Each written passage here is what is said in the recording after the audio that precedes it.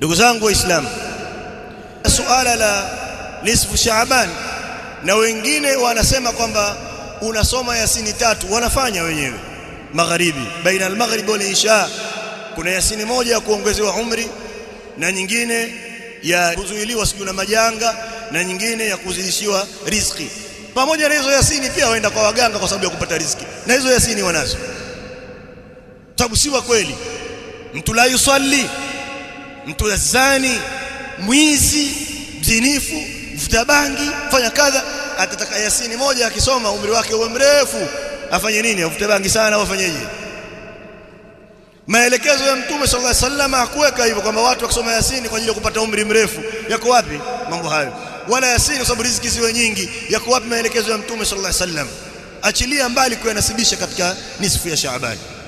Na haya yanafanyika, tumeyashuhudia kwa macho yetu na tumeyahudhuria wakati huo mambo kama hayo. Kwa hiyo tuyajua kwamba yanafanyika hivyo katika majumba na katika misikiti.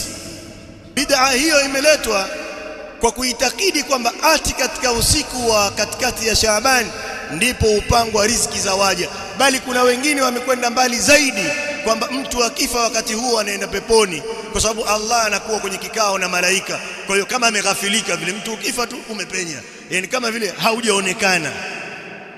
Vipi Muislamu atazungumza maneno haya?